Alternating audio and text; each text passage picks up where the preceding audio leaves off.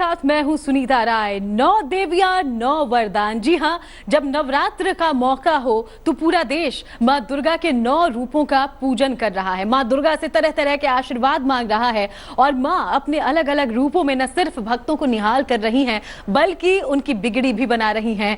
और देश भर में पूजा पाठ का माहौल है, दुनिया भर में मां की आराधना हो रही है। तो इस खास मौके पर तेज आपको कुछ खास उपाय बताने आया है ताकि मां आपकी गुहार, मां आपकी प्रार्थना जल्द से जल्द सुने और आपकी मनोकामना पूरी हो जाए। तो इसी पर आज हम बात करेंगे 9 देवियों के 9 वरदान, उनसे जुड़े जो आशीर्वाद आप देवियों के रूप से, इसके बारे में हम आपको बताएंगे और साथ ही बताएंगे कि कैसे ये नवरात्र आपको करने वाला है निहाल। इस दौरान मेरे साथ कुछ खास मेहमान भी जुड़ेंगे। शुरुआत ज्योतिषाचार्य पंडित शैलेंद्र पांडे से हम करने वाले हैं। पंडित जी हमारे साथ जुड़ रहे हैं। स्वागत है पंडित जी आपका। नमस्कार। तो पंडित शैलेंद्र पांडे से हम जानने वाले हैं 9 देवियां अपने 9 अवतार में कौन से 9 वरदान आपको देने आ पहुंची हैं। पंडित जी आपसे अभी शुरुआत हम करते हैं। चूंकि नवरात्रों का मौका बेहद खास होता है, माँ की शक्ति, माँ की उपासना हर किसी को एक नई राह दिखाती है, सच्ची राह दिखाती है। माँ कैसे इस बार आशीर्वाद देती दिखाई दे रही हैं पूरी दुनिया को? देखिए, जो मानव है, जो इंसान है, वो सबसे ज्यादा करीब होता है अपनी माता के। जी, इसीलिए हम ईश्वर को माता के स्वरूप में पूजते हैं, क्योंकि वहां से प्रेम मिलने की, वात्सल्य मिलने की संभावना ज्यादा होती है। हर व्यक्ति सबसे निकट होता है अपनी माँ के और सबसे ज्यादा प्रेम भी करता है अपनी माँ को। इसीलिए हम ईश्वर को माँ के स्वरूप में पूजते हैं ताकि हमारा जो अटैचमेंट है वो ज्यादा हो सके।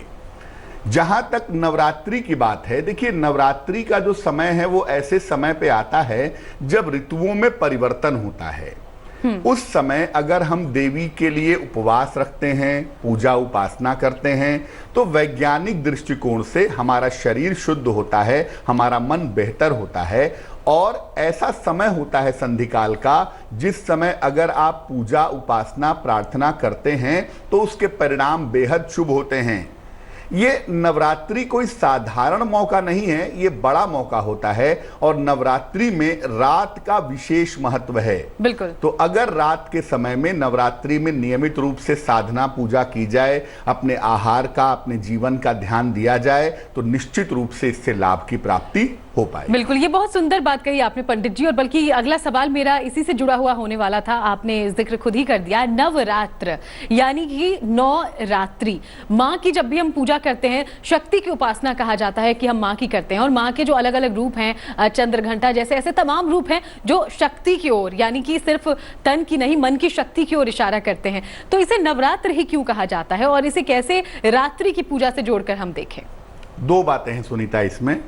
पहली बात यह है कि अगर अंकों में देखें, नंबर्स में देखें, तो 9 का नंबर अंतिम नंबर होता है, उसके बाद सारे नंबर कंपाउंड होते हैं। बिल्कुल। अंक का नाम अंतः, यानी आखिरी जो अंक है वो 9 का अंक है, यानी जो कंप्लीट होता है, जहां पे आके सारे नंबर्स पूरे हो जाते हैं, सारी गणनाएं पूरी हो जाती हैं, वो होता है 9 का नंबर।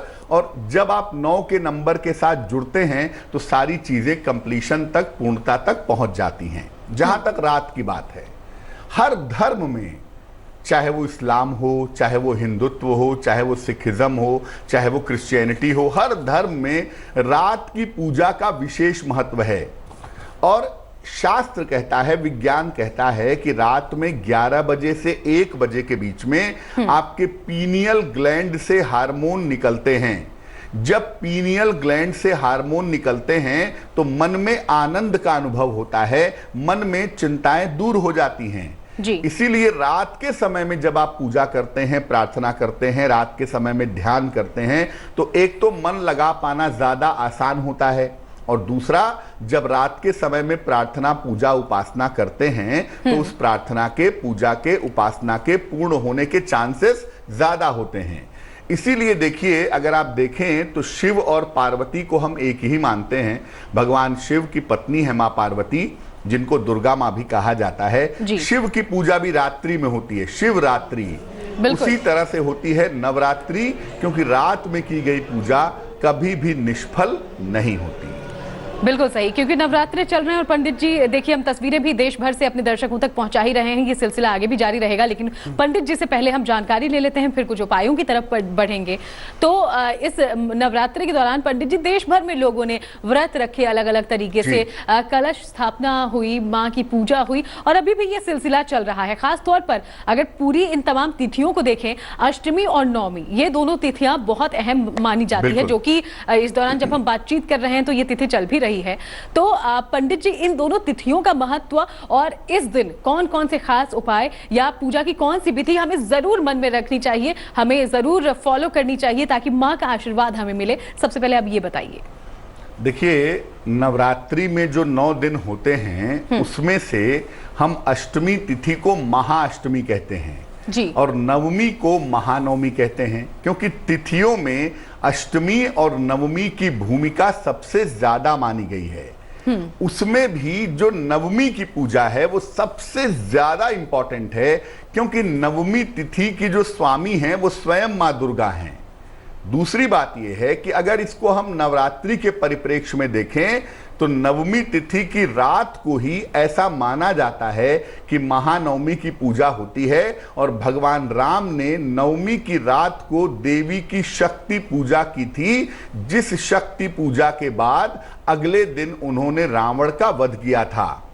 तो नवमी तिथि बहुत ज्यादा महत्वपूर्ण है, अष्टमी भी महत्वपूर्ण है, लेकिन नवमी सर्वाधिक महत्वपूर्ण है। और जो लोग नवमी को शक्ति पूजा करते हैं, मैं उसके विधान पे नहीं जाऊंगा क्योंकि वो तंत्र का विधान है, लेकिन मुख्य रूप से जानिए कि जो लोग देवी की शक्ति पूजा करते हैं वो नवमी की रात को करते हैं। बाकी हवन जो है, कन्या भोजन जो है, वो नवमी को दिन में किया जाता है, लेकिन नवमी की रात की जो पूजा होती है वो बहुत ज्यादा इंपॉर्टेंट होती है।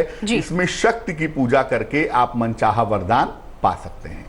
बिल्कुल सही। तो चलिए, नौवीं तिथि में कौन कौन से खास उपाय आपको पूजा के दौरान जरूर करने चाहिए, अब पंडित जी से हम ये भी जान लेते हैं, क्योंकि पंडित जी कई तरह की परेशानियां होती है। खासतौर पर देखिए ये कोरोना काल भी चल रहा है, तो स्वास्थ्य से जुड़ी हुई बहुत सारी परेशानियां हैं। तो चलिए स्वास्थ्य से ही हम शुरुआत करते हैं। अगर किसी के घर में या किसी के खुद का स्वास्थ्य कुछ गड़बड़ चल रहा हो तो माँ देवी को कैसे खुश किया जाए ताकि माँ अच्छा स्वास्थ्य दे? देखिए, पहले मैं बता दूं कि माता के विभिन्न स्वरूप हैं जी। 10 महाविद्या के रूप में तंत्र की पूजा की जाती है, नव दुर्गा के रूप में नवरात्रि में उनकी साधारण पूजा होती है, 3 देवियों के रूप में भी उनकी विशिष्ट पूजा की जाती है। तो हम आपको बताते हैं कि अगर आपको स्वास्थ्य की समस्या है तो आप नवमी तिथि के दिन विशेष रूप से माता दुर्गा की ही आराधना करें। जो माता सिंह पर सवार हैं, शेर पर सवार हैं, ऐसी माता की आराधना करनी चाहिए। कैसे करेंगे आराधना? रात के समय में करेंगे, उनके सामने घी का दीपक जलाएंगे और दुर्गा सप्तशती के 12वें अध्याय का पाठ करेंगे। ऐसा माना जाता है कि दुर्गा सप्तशती के 12वें अध्याय का पाठ करने से उत्तम स्वास्थ्य की प्राप्ति होती है। तो नवमी तिथि की रात को आप दुर्गा सप्तशती के 12वें अध्याय का पाठ कीजिएगा, इससे आपको उत्तम स्वास्थ्य की प्राप्ति होगी। आप चाहें तो किसी और के लिए भी पूजा उपासना कर सकते हैं, उससे निश्चित रूप से आपको वरदान प्राप्त होंगे। बिल्कुल सही। और चूंकि पंडित जी ये खास पूजा है तो हम इस खास पूजा की विधि भी जानना चाहेंगे, किन किन बातों का जरूर ध्यान रखना है, क्योंकि 8-9 दिन तक लगातार कलश स्थापना के बाद जब पूजा पाठ लोगों ने किया है तो वो अलग अलग अंदाज में किया होगा, लेकिन अगर स्वास्थ्य की कामना के साथ, सुख समृद्धि की कामना के साथ ये पूजा हो तो पूजन विधि क्या हो, किस तरीके से पूजा करें? देखिए, देवी की पूजा में 3 बातें बहुत अहम हैं। पहला, पूजा का समय रात में होगा। नवरात्रि मतलब रात्रि की पूजा है, इस बात को बिल्कुल याद रखिए जी। दूसरी बात यह है कि जिस आसन पर बैठ करके पूजा करेंगे वो आसन लाल रंग का हो तो बहुत अच्छा है, नहीं तो आसन पर लाल रंग का कपड़ा बिछा लीजिएगा। तीसरी बात यह है कि देवी की पूजा के लिए लाल चंदन की माला का या रुद्राक्ष की माला का प्रयोग करिएगा। लाल चंदन की माला से उनके मंत्र का जप करेंगे, या लाल चंदन की माला ना हो तो रुद्राक्ष की माला से देवी की पूजा करेंगे तो बहुत ज्यादा शुभ होगा। जी पंडित जी, आगे भी आपसे सवाल लेंगे, लेकिन इसी बीच पंडित सचिन शिरोमणि हमारे साथ जुड़ गए हैं, उनका भी हम रुख कर लेते हैं। स्वागत है पंडित जी आपका।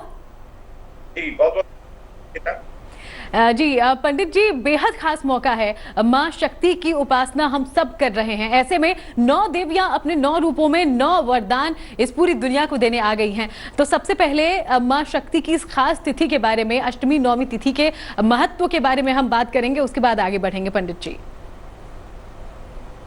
देखिए सुनीता, सभी लोगों को कि अष्टमी हो या नवमी हो जी, पूर्णा तिथि अष्टमी होती है और नवमी जो तिथि होती है वो देवी सिद्धिदात्री की होती है। यानी कि कोई भी आपकी मनोकामना पूर्ण आप करना चाहते हैं, आपके मन की इच्छा बहुत समय से पूरी नहीं हो पा रही, तो ऐसे में सिद्धिदात्री के दिन, जैसा कि मेरे भाई शैलेंद्र जी ने कहा कि रात्रि की पूजा विशेष है। दिन में आपको कहीं आना है, कहीं जाना है, कोई प्रॉब्लम नहीं है, लेकिन रात्रि में विशेष तौर पर आपको देवी की आराधना करनी होगी। शक्ति के 9 रूपों की पूजा आप देवी दुर्गा के रूप में कर सकते हैं, 10 महाविद्याओं के रूप में कर सकते हैं, वो भी देवी पार्वती के ही रूप हैं। लेकिन जब बात आती है शक्ति की, तो अष्टमी के दिन आप कंजका पूजन कर सकते हैं, नवमी के दिन आप कंजका पूजन कर सकते हैं, कन्याओं की पूजा अर्चना कर सकते हैं, लेकिन आपको उत्तर या पूर्व दिशा की तरफ बैठकर, उसकी तरफ फेस करके किसी लाल आसन पर बैठकर ओम ह्रीं दुंग दुर्गाय नमः, ओम ह्रीं दुंग दुर्गाय नमः मंत्र का कम से कम 108 बार जाप जरूर करना चाहिए। ऐसे में देवी आपकी मनोकामना जरूर पूरा करेंगी। और एक घी का दिया जलाना बिल्कुल ना भूलिएगा। जाप जैसे ही आप आरंभ करें, मंत्र जाप, अनुष्ठान, पूजा अर्चना जो आप शुरू करें, तो आप तांबे के लोटे जल जरूर भर के रखिएगा। जैसे ही आपका जाप पूर्ण हो, 1 माला हो, 1 माला, 3 माला, विषम संख्या में आपको माला का जाप करना होगा। 1, 3, 5, 7, 9, 11, 13 इस तरीके से। जैसे ही ये जाप पूर्ण होगा तो सभी लोग अपने मन की कामना बोलते हुए इस जल का पूरे घर में छिड़काव करेंगे। और इसी के साथ साथ इस जल का थोड़ा सा सेवन करना बहुत जरूरी है। यदि ऐसे में आप किसी कन्या की स्टडी का, पढ़ाई लिखाई का, उसकी सुरक्षा का यदि जिम्मा उठा लें, जिम्मेदारी ले लें, तो ये सोने पे सुहागे वाली काम हो जाएगा। तो हर तरीके से देवी की पूजा अर्चना में आपको महिलाओं का सम्मान करना होगा, बिल्कुल हर स्त्री का सम्मान करना होगा, कन्या पूजन करना होगा, और हर कन्या के रक्षा का वचन भी यदि आप देते हैं तो ऐसे में देवी आप पर हमेशा हमेशा के लिए प्रसन्न हो जाती हैं और आपको अभय वरदान के साथ साथ तमाम इच्छाओं को पूरा करने के साथ साथ आपकी जो मन की इच्छा है उसे त्वरित रूप से पूरा कर देती। बिल्कुल, बहुत अच्छी बात कही आपने पंडित जी। और चलिए इसी बात को मैं थोड़ा और आगे बढ़ा लूं, क्योंकि अगर सनातन धर्म की बात करें तो महिलाओं को तरह तरह से सम्मान दिया जाता है, चाहे घर की लक्ष्मी कहकर पुकारना हो, यानी कि माँ लक्ष्मी का अवतार हो, अन्नपूर्णा कहकर पुकारा जाता है। और नवरात्रि में तो माँ दुर्गा अपने 9 रूप में, यानी कि हर रूप में, चाहे वो माँ दुर्गा के अवतार में हो, चाहे वो सफेद वस्त्र धारण करके शांति की सीख दे रही हो, तमाम रूपों में महिलाओं को पूजने का जो ये महान पर्व है, इसे हम कैसे समझ सकते हैं और धर्म की बारीकियों को कैसे समझ सकते हैं आचार्य जी? बिल्कुल, देखिए बहुत बहुत अच्छा आपने प्रश्न पूछा। देखिए सुनीता, जब बात आती है नारी शक्ति की, शक्ति के बिना शिव और शिव के बिना शक्ति दोनों ही अधूरे हैं। ये बात सभी लोगों को समझनी होगी। और देवी देवताओं की पूजा अर्चना करने से पहले आप अपने घर की महिलाओं का सम्मान करना सीखिए, पर स्त्री का आदर करना सीखिए, छोटी कन्याओं को दिल से सम्मान देना, सुरक्षा देना जरूर सीख जाइए। क्योंकि हमारी जो माँ है वो भी शक्ति है, हमारी जो पत्नी है वो भी शक्ति है, हमारी बहन, मौसी या बुआ वो भी शक्ति है। तो हर तरीके से देवी देवताओं का जब यदि आप सम्मान की बात आती है, पूजा अर्चना की बात आती है, तो आपको हर स्त्री का सम्मान करना चाहिए। ये दिखावे के तौर पे ना हो। ऐसा ना हो कि सुनीता, अक्सर लोग देखते हैं कि नवरात्रि में तो कंजका पूजन कर दिया, कन्याओं के चरण स्पर्श कर रहे हैं या स्त्रियों का सम्मान कर रहे हैं, लेकिन जैसे ही 9 नवरात्रि या 9 दुर्गा खत्म हुए उसके बाद अपने पुराने डर्रे पर आ गए। तो ये बिल्कुल अनुचित है, ये बिल्कुल गलत है। आप जब किसी के सम्मान की बात करते हैं, जैसा आप स्वयं सम्मान चाहते हैं, तो आपको पर स्त्री का भी, चाहे वो आपके पड़ोस में रहती हो, चाहे आपकी रिश्तेदार हो, चाहे आपकी बहन हो, चाहे आपकी पत्नी हो, आपको उनका सम्मान करना ही होगा। ऐसे में कम से कम आपकी कुंडली के नवग्रह तो शुभ परिणाम देना शुरू कर देंगे। बिल्कुल सही, चंद्रमा बिल्कुल जो है सही। स्त्री कारक ग्रह है, चंद्रमा जो है स्त्री कारक ग्रह है, शुक्र भी स्त्री कारक ग्रह, तो 2 प्लेनेट तो आप ऐसे ही सही कर लेंगे अपने आप, बिना किसी मंत्र के, बिना किसी जाप के, बिना किसी अनुष्ठान के। चंद्रमा और शुक्र तो आपको 100% अच्छा परिणाम देना बिल्कुल शुरू सही, कर बहुत देगा। सुंदर बात कही आपने पंडित जी, और यही दरअसल धर्म आपको सिखलाता है, क्योंकि धर्म आपको एक बेहतर इंसान बनाने की ओर अग्रसर करता है। और ये 9 दिन, अगले 1 साल आपको कैसे रहना है वो आपको सिखाते हैं। महिलाओं का सम्मान करिए, हर रूप में उनको पूजिए, यही नवरात्रि का सबसे खास महत्व है। लेकिन कुछ खास उपाय भी हैं जो इन 9 दिनों में हम कर सकते हैं। तो पंडित शैलेंद्र पांडे जी से अब हम जान लेते हैं कि अगर सेहत के लिए हमने जानकारी ले ली कि माँ दुर्गा को आपको पूजना है आज के दिन, ताकि घर में सब कुछ अच्छा रहे, सभी का स्वास्थ्य अच्छा रहे। अगर पंडित जी धन की कोई कमी हो, क्योंकि देखिए कोरोना काल में सिर्फ स्वास्थ्य ही नहीं, बहुत लोगों का रोजगार भी गड़बड़ हो गया है, तो माँ से ही आभास है कि माँ सभी दुखों से निवारेंगी। अगर धन की कोई कमी हो, कोई समस्या हो, तो कोई उसका अचूक उपाय बता दें।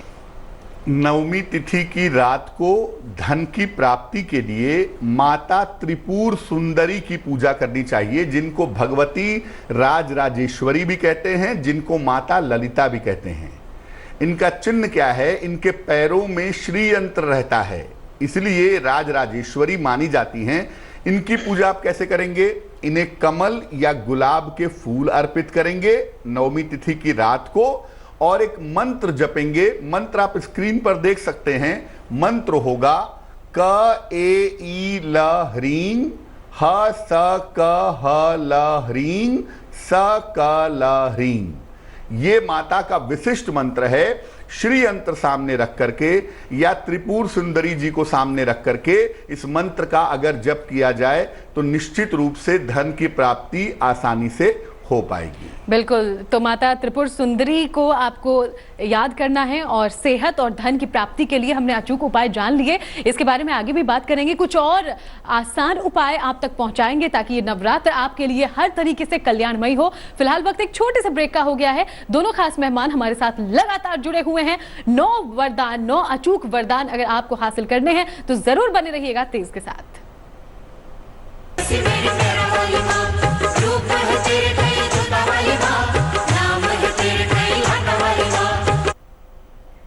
तेज देख रहे हैं आप, और लगातार जारी है हमारी ये खास पेशकश 9 देवियां 9 वरदान। माँ दुर्गा अपने अलग अलग रूपों में भक्तों पर कृपा बरसा रही हैं, तो ये कृपा ज्यादा से ज्यादा आप तक पहुंचे, इसी की कोशिश तेज भी कर रहा है। हमारे साथ 2 खास मेहमान बने हुए हैं, और आज लगातार तेज अपने तमाम खास मेहमानों के जरिए, दुनिया भर के ज्योतिषाचार्यों के जरिए आप तक वो तमाम अचूक उपाय पहुंचाने वाला है जो आपके बिगड़े काम बना देंगे। और माँ की कृपा इस खास तिथि पर, इस खास मौके पर, इस पावन पर्व पर आपको जरूर हासिल होगी। मेरे 2 खास मेहमान आप देख पा रहे हैं, पंडित शैलेंद्र पांडे और आचार्य सचिन शिरोमणि हमारे साथ लगातार जुड़े हुए हैं, जिनसे हम अलग अलग बातों को लेकर उपाय पूछ रहे हैं, पूजन विधि पूछ रहे हैं, इस खास तिथि का महत्व समझ रहे हैं, और माँ दुर्गा कैसे आपको देंगी 9 वरदान अपने 9 अलग अलग रूपों में, ये भी आपको बता रहे हैं। तो चलिए पंडित शैलेंद्र पांडे जी का एक बार फिर से रुख कर लेते हैं। पंडित जी, ब्रेक के पहले हमने सेहत कैसे सुधारी जाए, या सेहत अगर खराब हो तो कैसे जाए, इसके बारे में बात की, धन प्राप्ति के बारे में बात की, तो उसी को जरा आगे बढ़ाते हुए एक बार फिर से आपसे इसकी जानकारी ले लेते हैं और फिर हम आगे बढ़ेंगे। देखिए, जैसा कि मैंने पहले भी बताया था, चर्चा की थी कि नवमी की रात बड़ी महत्वपूर्ण रात होती है, और नवमी की रात के समय में अगर आप विशेष देवी की पूजा करते हैं, विशेष देवी के लिए उपाय करते हैं, तो निश्चित रूप से आपकी कामना पूरी हो जाएगी। स्वास्थ्य के लिए माता दुर्गा की उपासना करनी चाहिए, और माता दुर्गा के समक्ष दुर्गा सप्तशती के 12वें अध्याय का पाठ करना चाहिए। अगर आप ऐसा करते हैं, अपने लिए या किसी दूसरे के लिए प्रार्थना भी करते हैं, तो आपकी प्रार्थना निश्चित रूप से पूरी होगी, और स्वास्थ्य संबंधी जो दिक्कतें हैं वो दिक्कतें दूर हो जाएंगी।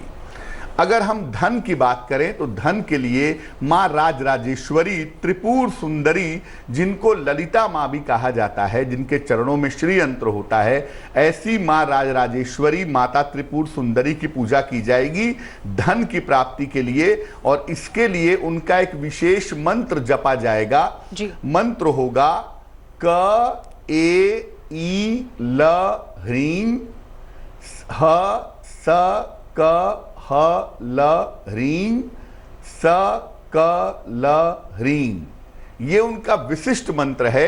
इस मंत्र का जप करने से निश्चित रूप से धन की जो मुश्किलें हैं वो दूर होती हैं और माता ललिता की, माता त्रिपुर सुंदरी की कृपा आपको प्राप्त होती है। बिल्कुल सही। तो ये दो खास उपाय आप जरूर अपनाएं, क्योंकि स्वास्थ्य है, कहते हैं ना, हेल्थ इज वेल्थ, स्वास्थ्य है तो सब कुछ है। और अगर धन की भी किसी समस्या से आप जूझ रहे हैं तो ये उपाय आज आपका बिगड़ा काम बना देगा। चलिए अब जरा आचार्य सचिन शिरोमणि से हम कुछ जानकारी ले लें। सचिन जी, क्योंकि हम लगातार बता रहे हैं कुछ अचूक उपाय, तो खास तौर पर नवरात्रों में जो कुछ ऐसे उपाय आप भी दर्शकों तक पहुंचाना चाहते हो जो उनके तमाम तरह के कष्ट दूर कर दे। बिल्कुल, देखिए जितने लोग हमें देख रहे हैं, सुन रहे हैं, उन सभी लोगों को अपडेट कर दूं, थोड़ा सा जानकारी दे दूं कि नवमी की रात्रि बहुत शुभ रात्रि होती है। वैसे भी नवरात्रि जो पर्व है, खास तौर पर बेहद आसान उपाय करके आप अपनी बड़ी से बड़ी इच्छाओं को पूरा कर सकते हैं। यानी कि सरल उपाय और उसका जो प्रभाव है वो एकदम से विलक्षण, यानी कि आपको अद्भुत फल की जो प्राप्ति होगी इसी नवरात्रि काल के दौरान देवी दुर्गा की, आदि शक्ति की, महादेवी की महाकृपा से जरूर हो सकती है। एक उपाय आपको बताना चाहूंगा जो आपके तमाम तरीके के कष्टों को हमेशा हमेशा के लिए, या फिर ये कहूं कि जड़ से ही खत्म कर देगा। इसके लिए आपको एक नवरात्रि काल के दौरान रात्रि के समय ही एक जटा वाला नारियल लेना होगा और उस नारियल पर आप सबसे पहले रोली से या कुमकुम से उस पर एक स्वस्तिक बना दीजिएगा। उस स्वस्तिक पर आपको अपने उल्टे हाथ का, यानी कि वो जो नारियल होगा जिस पर आप स्वस्तिक बनाएंगे, उस नारियल को अपने लेफ्ट हैंड में रखिएगा जी। स्वस्तिक के ऊपर अपने लेफ्ट हैंड का अंगूठा रखकर उस पर कम से कम अपनी उम्र के बराबर जो है कलावा लपेट दीजिएगा। यानी उम्र आपकी 27 वर्ष है तो उस स्वस्तिक पर अपने लेफ्ट हैंड का अंगूठा रखकर 27 बार उसकी आवृत्ति करिएगा, 27 बार उस पर लपेट दीजिएगा। और हर मंत्र पर, हर आवृत्ति पर आपको ओम दुर्गाय नमः या ओम त्रिपुर भैरवी नमः मंत्र का जाप करना होगा। ऐसा आप अपनी उम्र के बराबर की संख्या की आवृत्तियां करेंगे, उस पर लपेटेंगे। फिर इस नारियल को देवी का ध्यान करके रात्रि में अपने शयन कक्ष में अपने सराहने रख के सो जाइएगा। हो सकता है आपकी पूर्ण श्रद्धा जितनी देवी के प्रति हो, आपको स्वप्न में कोई संकेत ऐसा मिलने वाला है या शुभ संकेत आपको डेफिनेटली आपको दिखाई देगा या मिल भी सकता है स्वप्न में कि आपकी मनोकामना पूरी हो रही है। रात्रि में आप आराम से सो जाइएगा और सुबह उठने के पश्चात उस नारियल को लीजिएगा, लाल गुलाब के फूलों के साथ या लाल वस्त्र पर वो नारियल रखकर देवी दुर्गा के मंदिर में अर्पित कर दीजिए। ऐसा आपको इस नवरात्रि काल के दौरान रात्रि के समय आप करेंगे तो आपको अद्भुत फल की प्राप्ति होगी, मन की इच्छा पूरी होगी और स्वास्थ्य की तमाम समस्याएं तो आप भूल ही जाइए। बिल्कुल, यानी बिल्कुल। कि ये उपाय एक ऐसा उपाय होगा जो महा उपाय है। बिल्कुल पंडित जी, और भी उपायों के बारे में आपसे जानकारी लेंगे। इसी बीच बता दें कि तेज आज अपने तमाम दर्शकों को एक खास मौका भी दे रहा है सीधे हमारे खास मेहमानों से जुड़ने का। जी हाँ, इन तमाम ज्योतिषाचार्यों से आप बात कर सकते हैं और अपनी व्यक्तिगत समस्या साझा कर सकते हैं, उसके लिए उपाय भी जान सकते हैं। फोन नंबर लगातार टीवी स्क्रीन पर है आपके, जिस पर आप हमें कॉल कर सकते हैं। तेज के साथ जुड़िए। हमारे पहले कॉलर हमारे साथ जुड़ गए हैं, शशि जी मुंबई से हमारे साथ है। जी अपना सवाल पूछिए। शशि जी, लगता है हमारी आवाज उन तक पहुंच नहीं पा रही। और तमाम दर्शकों से एक बार फिर से अपील कि आप हमारे दिए गए फोन नंबर पे लगातार कॉल करके अपने समस्याओं से जुड़े तमाम उपाय लगातार हमारे ज्योतिषियों से पूछ सकते हैं, जान सकते हैं। चलिए अब एक बार फिर से पंडित शैलेंद्र पांडे जी का रुख कर लेते हैं। हमने इसके पहले सेहत और धन प्राप्ति के लिए उपाय तो जान लिए पंडित जी। रोजगार एक बहुत बड़ी समस्या है और हमारे देश में तो सबसे बड़ा चुनावी मुद्दा भी है, क्योंकि युवा देश है हमारा, एक बहुत बड़ी युवा आबादी है जो अपने पैरों पर खड़ा होना चाहती है, लेकिन जो अवसर हैं, जो मौके हैं वो कम हैं। तो कौन से उपाय किए जाएं, क्या किया जाए कि रोजगार की समस्या दूर हो जाए? शैलेंद्र पांडे जी। देखिए, रोजगार की प्राप्ति के लिए भी नवमी की रात को आपको पूजा करनी चाहिए और इसके लिए माता कमला की आराधना करनी चाहिए। एक बात समझिए कि माता कमला में और माता लक्ष्मी में अंतर है, हालांकि दिखती दोनों एक ही जैसी हैं। माता त्रिपुर सुंदरी, माता कमला और माता लक्ष्मी एक ही समान दिखाई देती हैं, लेकिन अंतर है तीनों में। मुख्य रूप से देखें तो जो माता कमला हैं वो 10 महाविद्या का स्वरूप हैं, उनकी पूजा करने से रोजगार की जो मुश्किल है वो दूर हो सकती है। उनको कमल का पुष्प अर्पित करें। अगर वास्तव में कमल नहीं है तो मानसिक रूप से कल्पना करके कि आपके हाथ में कमल है, माता को अर्पित करें, माता कमला को। और इसके बाद इस फटिक की माला से उनके मंत्र का जप करें। उनका मंत्र होगा ओम ह्रीं श्रीं कमले कमलालये प्रसीद प्रसीद महालक्ष्मये नमः। इस मंत्र का जप करें और इस फटिक की माला से मंत्र का जप करें। कम से कम 11 माला जप लें और इसके बाद रोजगार प्राप्ति की प्रार्थना करें और इस फटिक की माला को गले में धारण कर लें। ऐसा करने से रोजगार से जुड़ी हुई अगर कोई बाधा है आपकी तो वो बाधा दूर हो जाएगी। बिल्कुल, तो बेहद आसान सा ये उपाय जो आपकी रोजगार की समस्या को दूर कर देगा और माँ आपकी मनोकामना जल्द ही पूरा करेंगी। इसी बीच हमारे साथ एक और ज्योतिषाचार्य जुड़ गए हैं, हमारे साथ पवन सिन्हा जी हैं। पवन जी, स्वागत है आपका। धन्यवाद जी। पवन जी, चूंकि ये बेहद खास मौका है, अष्टमी नवमी की तिथि और पूरे नवरात्रों में सबसे महत्वपूर्ण ये तिथि, कैसे इसकी अहमियत को हम समझ सकते हैं? देखिए, ये जो भी तिथि होती है नवरात्र की, खास तौर से जो तिथियां होती है, ये बहुत महत्वपूर्ण होती हैं। कारण ये क्योंकि इसमें दिव्यता जैसे कहते हैं कूट कूट कर भरी होती है और हम इस समय में जो भी कुछ साधनाएं करते हैं, जो भी कुछ प्रयत्न करते हैं, प्रयास करते हैं, पूजा करते हैं, उपाय करते हैं, वो बहुत बहुत तेजी से असर करते हैं। और इस वक्त में चूंकि माँ की बड़ी कृपा प्राप्त होती है, तो इसलिए जिस भी व्यक्ति को, जिस भी साधक को माता की कृपा प्राप्त हो जाए, वह उसका तो बेड़ा पार वैसे ही हो जाता है। तो इसलिए जो अष्टमी नवमी तिथियां हैं, और इसमें भी मूलतः जो मैं सभी लोगों को सलाह देना चाहूंगा कि नवमी का जो जगराता है, जागरण है, यह आप घर पे बैठ के भी उसको कर सकते हैं, तो वह बेहद आवश्यक होता है। और इस समय में जो भी जातक साधक अपनी पूजा पाठ करते हैं या उपाय करते हैं, किसी मंत्र विशेष का जप करते हैं, तो उनको निश्चित रूप से अभीष्ट की प्राप्ति होती है। बिल्कुल। तो कौन से ऐसे उपाय किए जाए, एक ऐसा अचूक उपाय जो इस तिथि में जरूर हमारे बिगड़े काम बना देगा, जरूर हमारी मनोकामना पूरी कर देगा? सबसे इम्पोर्टेंट है, मैं एक मंत्र जिसे सभी लोग जानते हैं, ओम ऐं ह्रीं क्लीं नमः चंडिकायै या ओम ऐं ह्रीं क्लीं चामुंडाय विच्चै वा दुर्गे दुर्गे रक्षिणी स्वाहा। इस मंत्र का जप करते हुए या यज्ञ करते हुए यदि माता का ध्यान किया जाए और उनसे कहा जाए कि हमारे दुख कष्ट दूर करो, तो वह निश्चित रूप से दुख कष्ट दूर करते हैं। दूसरा जो बहुत महत्वपूर्ण उपाय होता है वह है 8 थाली लीजिए, 8 थाली में 8 भोजन रख के और 8 कन्याओं को इस दिन भोजन प्रदान करने से बहुत लाभ होता है। माता की पूजा दरअसल प्रकृति की पूजा है। माता की पूजा दरअसल स्त्रियों की पूजा है, बच्चियों की पूजा है, लड़कियों की पूजा है। माता की पूजा इस दिन गाय की पूजा है, तो वह जरूर कर लेना चाहिए। और इस खास तौर से नवमी की रात में, जो क्योंकि सिद्धिदात्री माँ नवमी है, बहुत सारे लोग केवल सप्तमी अष्टमी को ही अपनी पूजा पूर्ण कर लेते हैं। मैं ये सलाह दूंगा सभी लोगों को कि वह सिद्धिदात्री माँ की पूजा पूर्ण करने के बाद, तब जब दशहरा प्रारंभ हो जाए, 9-21 पे दशहरा 25 तारीख को प्रारंभ होगा, तो तब अपने उपवास का पारण करेंगे तो ज्यादा अच्छा रहेगा। और अगर उन्होंने अपने उपवास का आज पारण कर भी लिया है, तब भी सिद्धिदात्री पे रात में वो कम से कम निशीथ काल में 8:30 से 11:30 के बीच तो अवश्य ही, और पूरी रात हो सके तो क्या कहने, वह ओम ऐं ह्रीं क्लीं चामुंडाय विच्चै का जप अवश्य करें। बिल्कुल। पवन जी, एक और खास बात है, चूंकि माँ तो है ही अपरंपार, लेकिन हर बार अलग अलग सवारी पर सवार होकर आती हैं और अलग अलग तरीके से कृपा भी बरसाती हैं, इसलिए आने से पहले ही कई तरह के अनुमान भी लगाए जाते हैं। तो इस बार के नवरात्र किस तरह से खास रहे हैं, कौन सी सवारी माँ ने धरी और कैसे इस बार अपने भक्तों को निहाल कर रही हैं?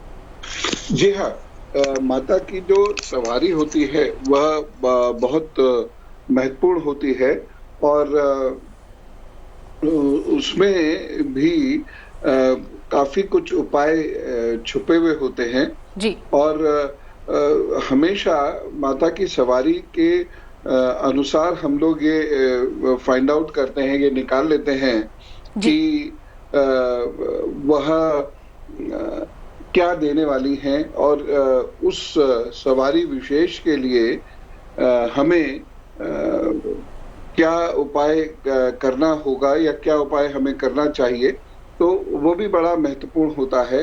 गंधर्व की और अश्व की सामान्यतः पूजा करने से इस समय, ये जो समय चल रहा है, ये बहुत विशेष रूप से लाभ देने वाला है। सिंह की सवारी की पूजा तो वैसे भी सभी लोगों को करना ही चाहिए।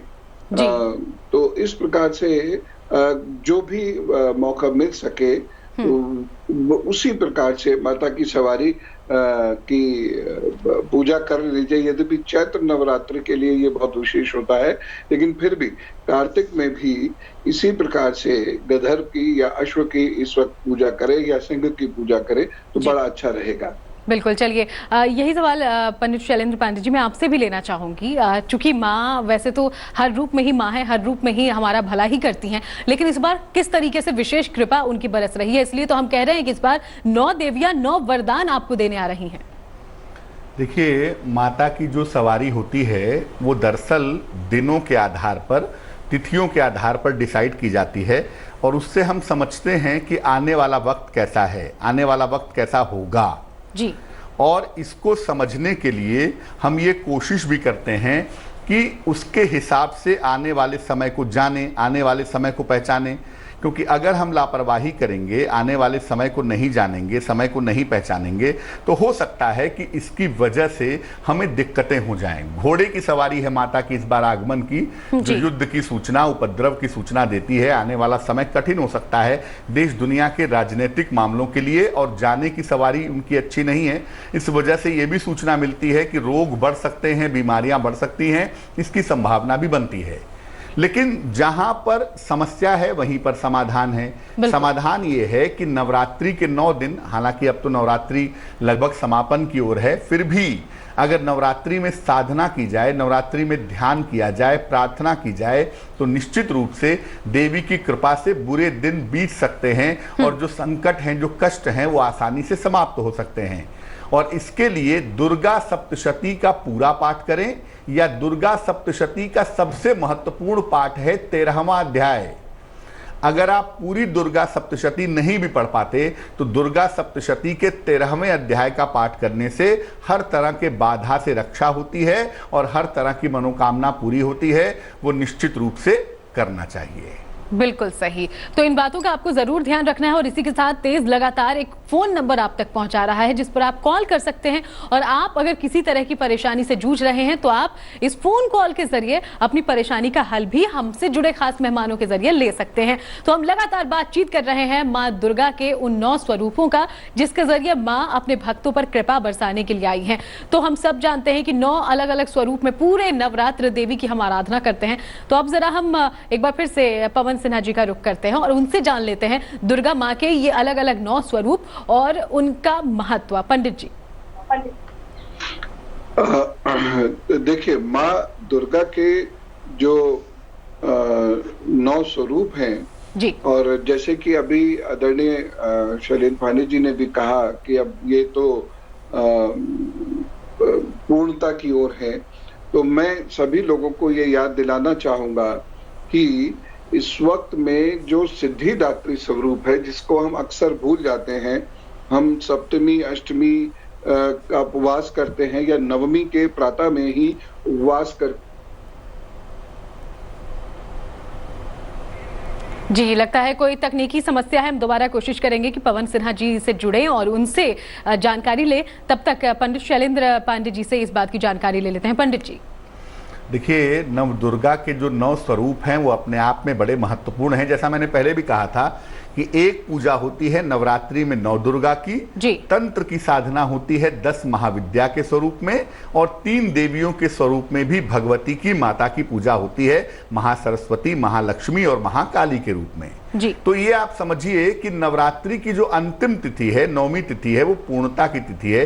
जैसा कि आदरणीय पवन सिन्हा जी अभी कह रहे थे कि उस दिन माँ सिद्धिदात्री की पूजा करनी चाहिए, क्योंकि उनकी पूजा करने से संपूर्ण नवरात्रि का फल प्राप्त होता है। इसके अलावा नौमी तिथि की रात को आप 10 महाविद्या की पूजा भी कर सकते हैं। माता भुवनेश्वरी हैं, मातंगी हैं, छिन्नमस्ता हैं, माँ तारा हैं, माँ काली हैं, यानी 10 महाविद्या की पूजा भी कर सकते हैं।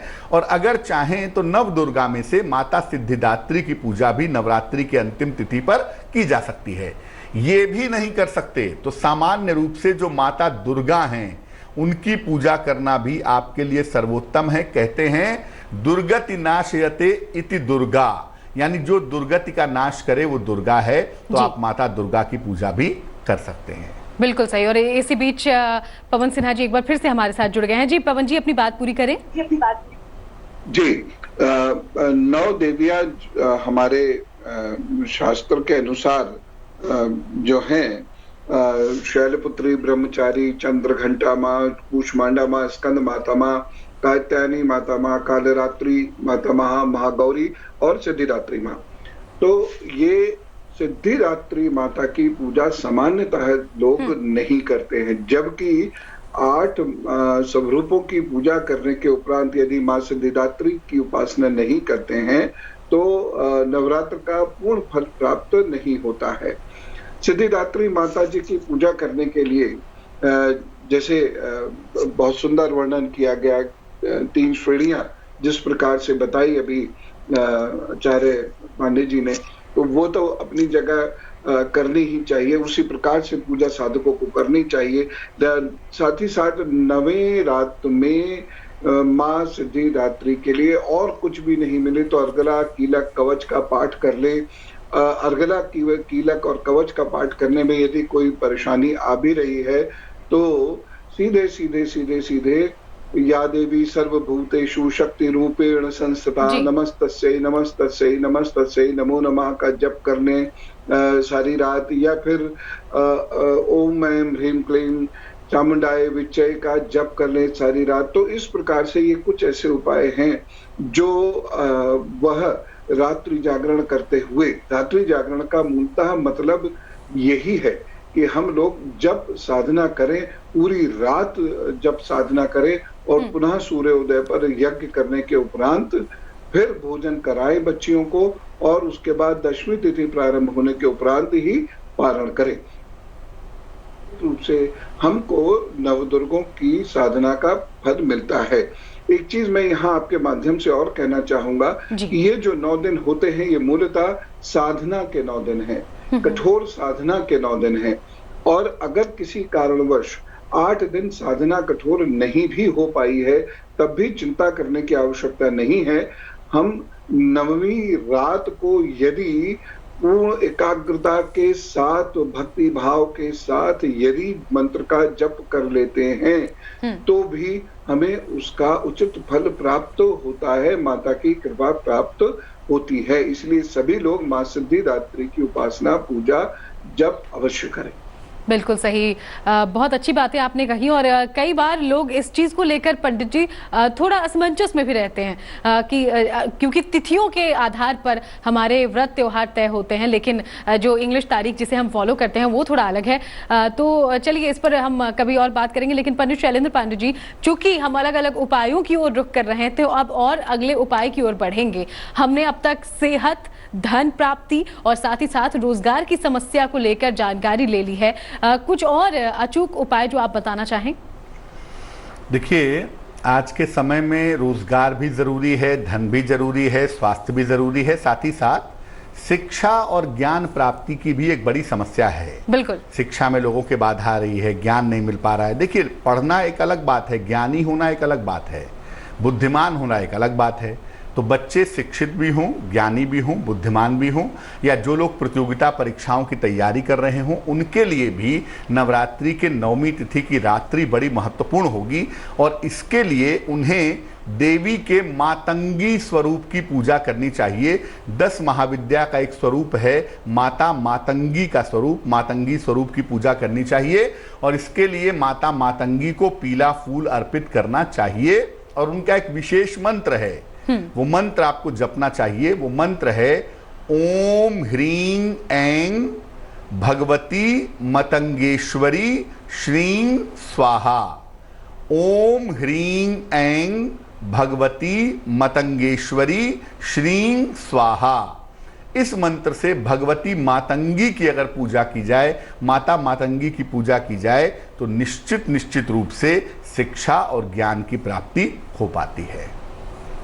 बिल्कुल, तो ये कुछ हम अचूक उपाय भी आप तक पहुंचा रहे हैं और साथ ही कुछ उन बारीकियों को भी आपसे हम शेयर कर रहे हैं जो जानना बेहद जरूरी है या जिसको लेकर ज्यादातर लोग कंफ्यूज रहते हैं। एक बार फिर से पवन सिन्हा जी का हम रुख कर लेते हैं। पवन जी, चूंकि कई बातें आपने भी कही, जैसे कि पारण कब किया जाए, इसके अलावा भी जब हम देवी की पूजा करें तो कौन सी बातें जरूर ध्यान में रखनी चाहिए, पूजन विधि को लेकर हम क्या कुछ अपने दिमाग में रखें पूजा करने से पहले?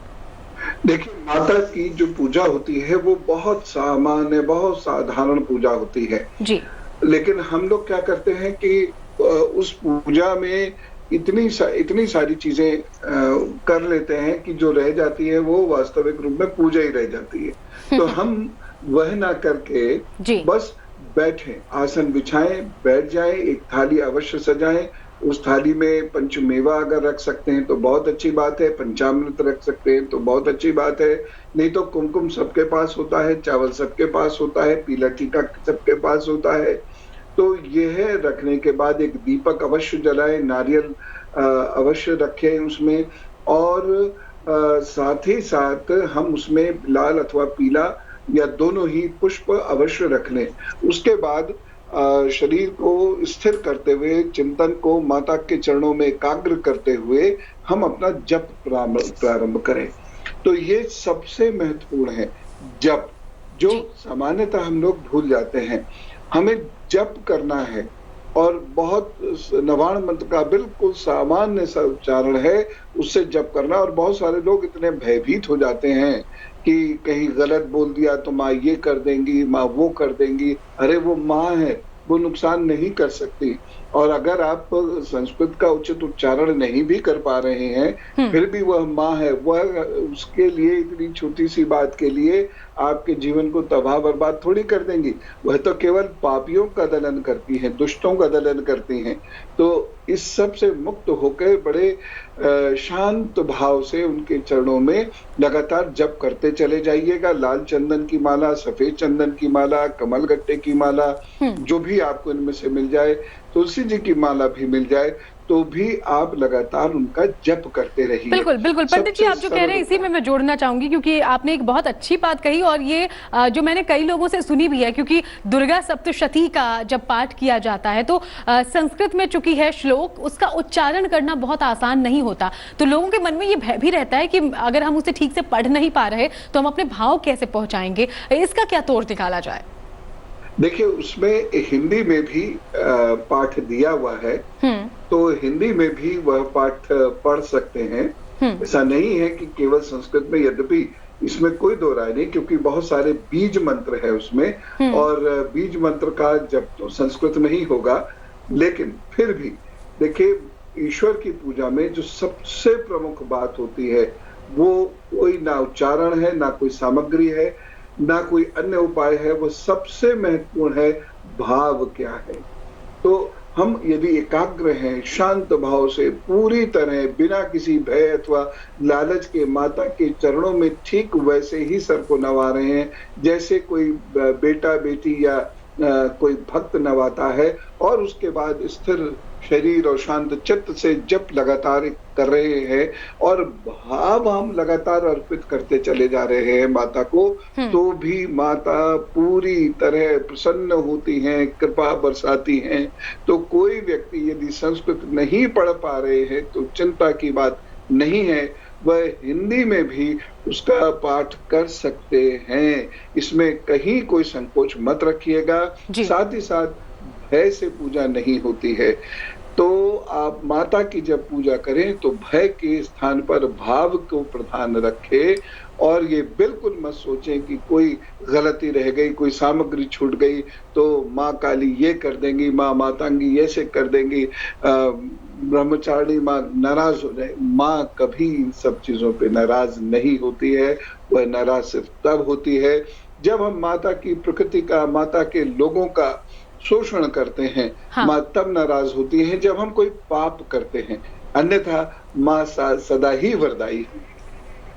जी, बहुत अच्छी आपने बात कही। मैं पंडित शैलेंद्र पांडे जी से भी इस बारे में थोड़ा चाहूंगी कि वो जोड़ें पंडित जी, क्योंकि ये डर तो रहता है माँ को लेकर। और देखिए शक्ति के उपासना की बात होती है, माँ अपने चंद्रघंटा अवतार और कई ऐसे अवतारों में दुष्टों का नाश करती होती है, तो लोगों के मन में ये डर भी होता है पंडित जी। देखिए, माता की पूजा मूलतः दो तरीके से की जाती है, जैसा कि आदरणीय पवन जी बता रहे थे। आप साधारण तरीके से प्रेम से, भाव से, श्रद्धा से, आराम से पूजा कर सकते हैं। दुर्गा सप्तशती का पाठ आप उसके हिंदी अर्थ में कर सकते हैं, उसमें कहीं कोई दिक्कत नहीं है। दिक्कत तब होती है जब आप देवी की तंत्र साधना करते हैं, जिसको 10 महाविद्या भी कहा जाता है। जब आप तंत्रात्मक साधना में जाते हैं तो बिना गुरु के ऐसा करना उचित नहीं होगा, क्योंकि तंत्र साधना से जो ऊर्जा प्रकट होती है उसको आप एब्जॉर्व कर पाएंगे कि नहीं, उसको आप झेल पाएंगे कि नहीं, ये बड़ा सवाल होता है। इसलिए अगर आप देवी की तंत्र साधना कर रहे हैं तो किताब पढ़ करके या इंटरनेट की अधूरी जानकारियों के आधार पर आप देवी की तंत्र साधना करने का जोखिम मत लीजिएगा, क्योंकि तंत्र अगर सही बैठा तो परिणाम बेहतरीन होंगे और तंत्र अगर उल्टा बैठा तो परिणाम बहुत ही बुरे होंगे। इसलिए अगर आप देवी की तंत्र साधना करना चाहते हैं तो मेरा निवेदन यह है कि बिना किसी गुरु के, सदगुरु के परामर्श के या उनके संरक्षण के आप तंत्र साधना करने से देवी की बचिएगा। बिल्कुल, और बहुत अच्छी बात कही है आपने। आगे जब हम चर्चा करेंगे तो हम ये भी जानने की कोशिश करेंगे, क्योंकि एक तंत्र साधना को लेकर तरह तरह की बातें हम सुनते हैं, तरह तरह की बातें कही जाती है, जिसमें से कई बातें नकारात्मक भी होती है। लेकिन सच क्या है, क्योंकि माँ तो हर रूप में हमें सुख देने आती है, हमारा कल्याण करने आती है, तो फिर नकारात्मक बातें आखिर क्यों जुड़ी हुई हैं, इस बारे में भी आगे चर्चा करेंगे। दोनों खास मेहमान हमारे साथ लगातार बने रहेंगे, लेकिन कहीं जाइएगा मत, तेज पर अभी देखिए चाल चक्र। लेटेस्ट खबरों के लिए यूं ही देखते रहिए तेज, और इस वीडियो के पसंद आने पर लाइक, शेयर एंड सब्सक्राइब करना ना भूलें।